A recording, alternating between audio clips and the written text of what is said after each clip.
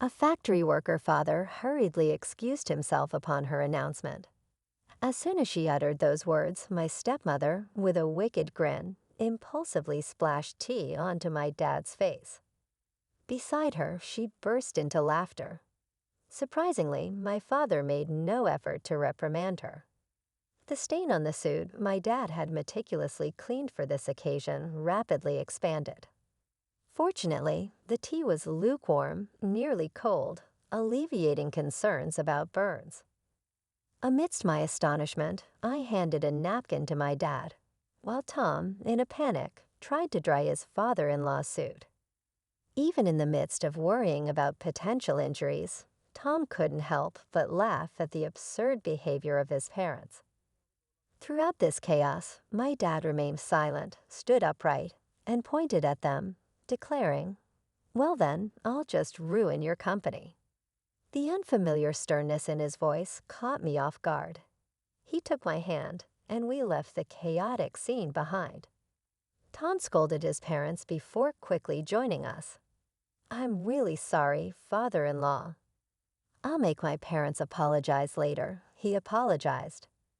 But my dad, with a grave tone, reassured him no need. "We're done with them anyway." He patted Tom's shoulder as we walked away from the tumultuous Oak Corner household. "Allow me to introduce myself. My name is Evan Warner, a 26-year-old office worker raised by my single father after losing my mother at a young age. I admired his dedication to both work and family.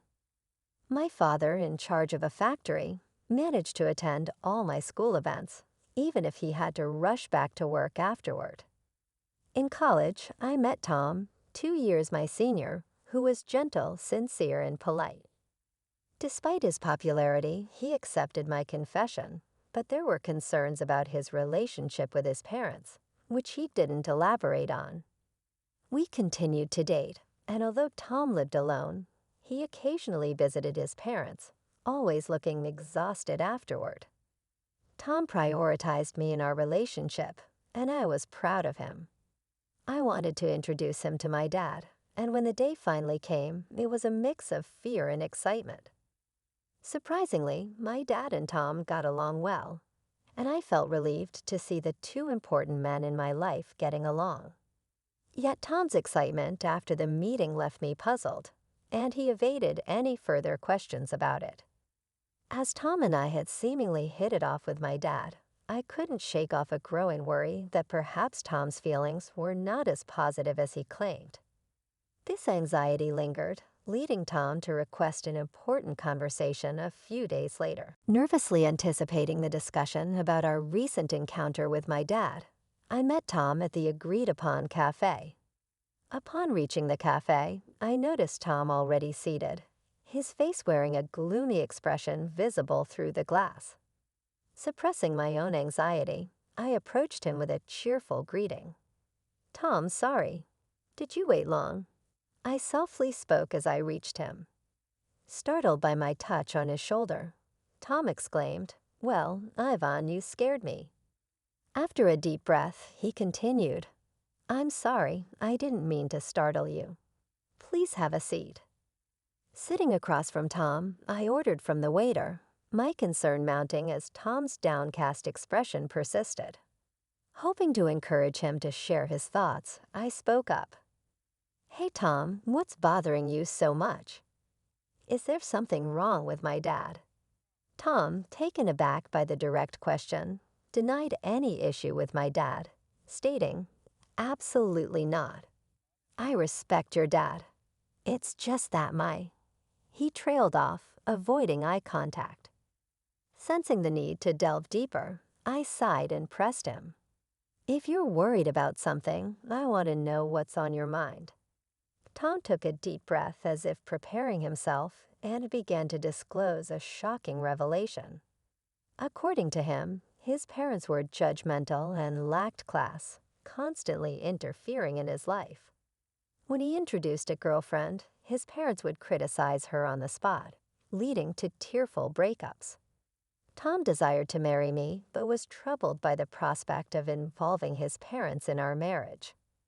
Assuring him that we didn't have to include them in our union, I suggested enduring their presence during the wedding formalities, reminding him that my dad liked him. I thought the matter was settled, but Tom had more to share. He revealed that when he met my dad, he was surprised by the stark contrast to his own parents, expressing a desire to become the son of such a great man. Tom shared his dilemma about marriage. While he was pleased that my dad liked him, he couldn't decide whether his parents should also become his in-laws. Tom brightened momentarily, but sighed deeply afterward. In a moment of realization, Tom looked up and apologized. He proposed a unique solution. When we meet his parents for our marriage, could my dad come along? Tom hoped that the presence of someone so respectable might eventually influence his parents positively. I agreed to discuss it with my dad, but I couldn't help expressing my wish that Tom had approached the conversation differently. Understanding his misstep, Tom quickly apologized, and then, with newfound determination, formally proposed marriage to me. Swiftly deciding to discuss the matter with my father, who was initially hesitant, I approached him with Tom when he formally asked for my hand in marriage. After obtaining my father's agreement, Tom and I arranged a date to meet his parents. On the appointed day, dressed in our best attire, we stood at the front door of Tom's family home, preparing to meet his parents for the first time. Given the unsettling stories I had heard about Tom's parents, my nerves were understandably on edge. My father, attempting to lighten the mood, encouraged us not to be too tense, assuring that Tom's parents were just overly concerned. His supportive pat on the back eased my anxiety slightly. When Tom rang the doorbell, there was no response, causing a momentary panic. Tom rang again, but still there was silence. Not wanting to create a bad impression, Tom excused himself and entered the house first, leaving my father and me exchanging concerned glances. After what seemed like an eternity, Tom reappeared looking flustered. Before I could inquire about the delay, he made excuses with a forced smile, promising us they would be ready soon. My father sighed in exasperation, and I couldn't shake the growing worry that this incident might jeopardize our wedding plans. Finally, Tom ushered us inside, where his parents awaited us. However, their demeanor was peculiar. His mother greeted us with a sly grin, while his father seemed disinterested, looking away. Despite the tense atmosphere, I decided to proceed with the introductions. Tom, regaining composure, introduced both my parents and me. Despite the warmth of his thoughtful introduction, his parents sneered, and the atmosphere remained strained. In an awkward turn of events, Tom's mother splashed tea on my father, staining the suit he had meticulously cleaned for the occasion. Shocked, I offered my dad a handkerchief while Tom, panicked, tried to wipe off the tea stains. His parents' laughter in response only fueled Tom's anger. My father, standing up, pointed at them and declared, "Then I'll ruin your company." It was a tone and statement I had never heard from him before. Taking my hand, he left the house, leaving Tom's parents in the wake of Tom's scolding. Returning to our house with Tom, my father changed clothes, and Tom earnestly apologized for the incident. I could hear my dad's troubled voice during their conversation. Although I was shocked by Tom's parents' actions, I knew they wouldn't be easy to get along with. Seated on the living room sofa, clenching my fists, I replayed the event in my mind, seething at the insult directed at my dad.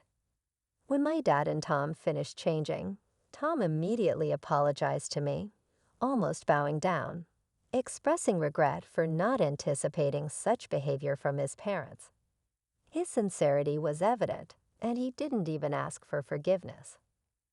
Feeling the need to apologize as well, I took Tom's hand as he kneeled on the floor, expressing my regret for suggesting the meeting without fully understanding the situation.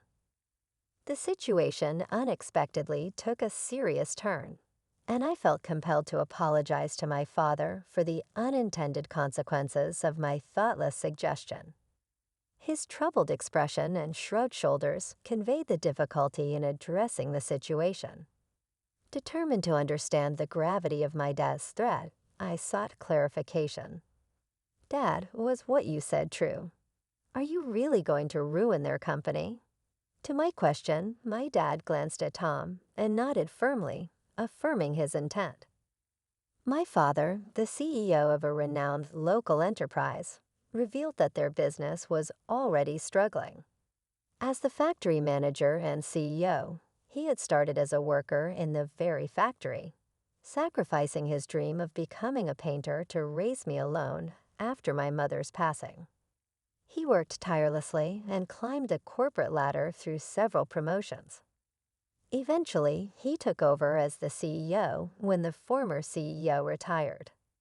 During our recent visit to Tom's family home, we discovered that one of the subsidiaries managed by Tom's father, my father-in-law, belonged to my dad's company. Unfortunately, Tom's parents' prejudices and Tom's mother's premature actions prevented this from being clarified, leading to the present situation. My father explained that his company faced management difficulties, contemplating downsizing without resorting to layoffs. Regret was evident in his words as he considered the impact on his employees. After Tom's serious conversation with my father, he proposed closing down the subsidiary where Tom's parents worked. Concerned about the consequences for Tom's parents, my father questioned if Tom was okay with it.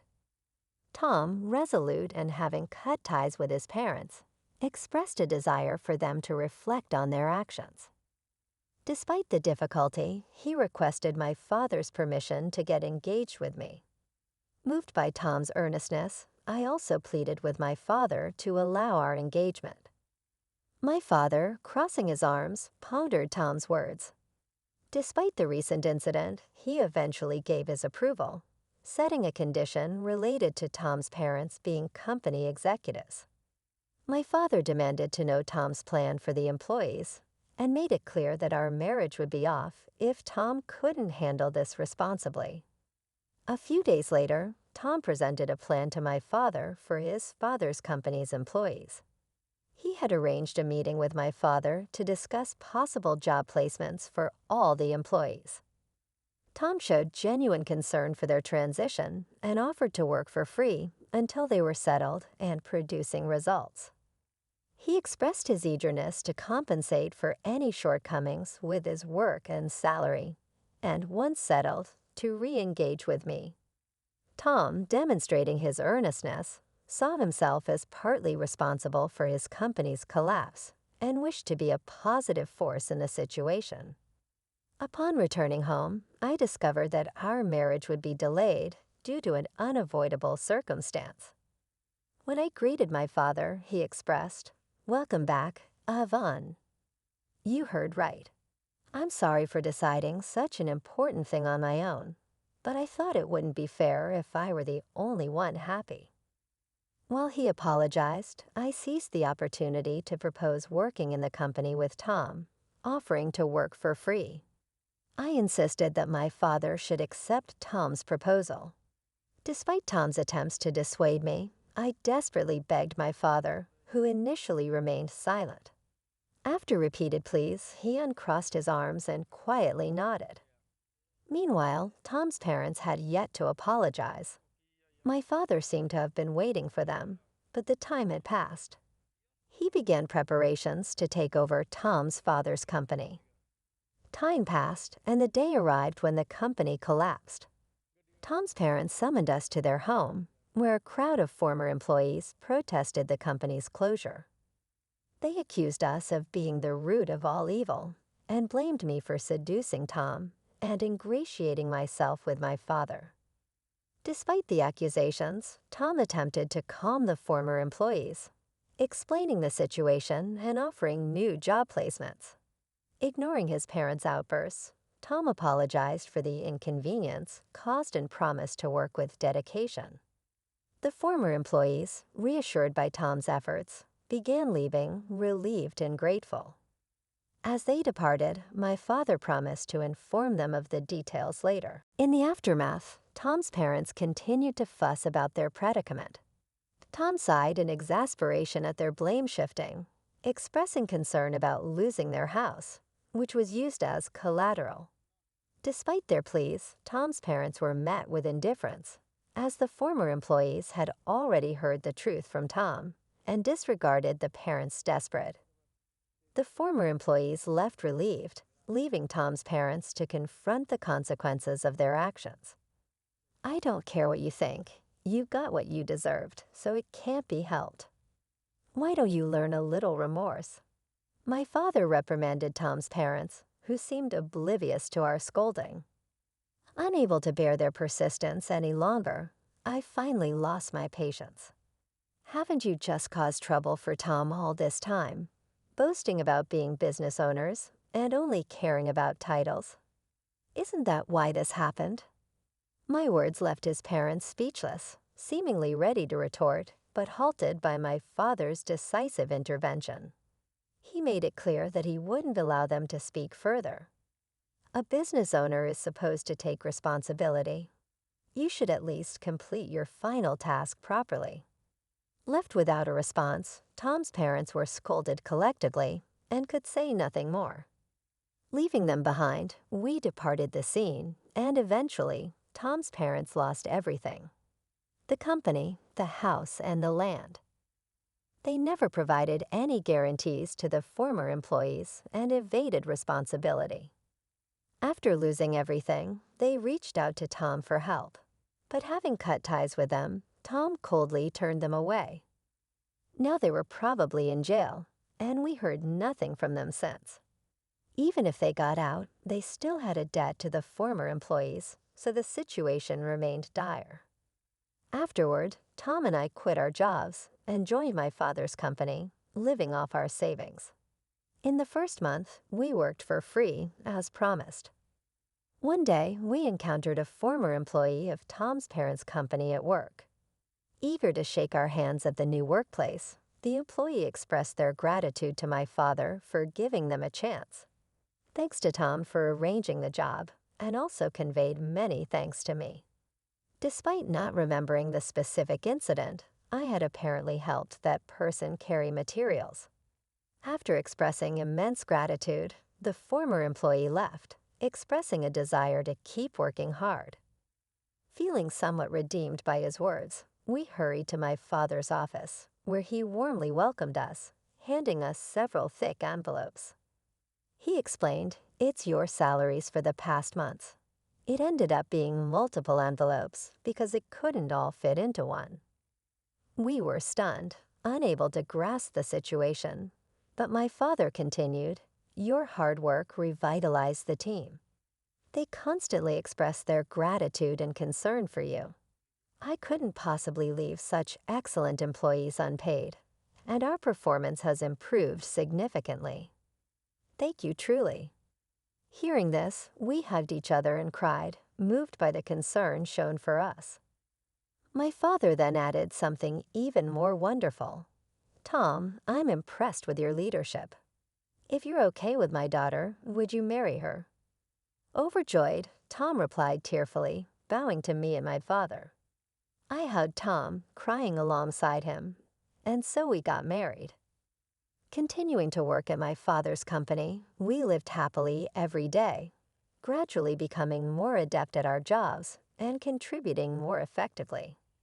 Our time at the company was approaching a pause, as I was about to take maternity leave.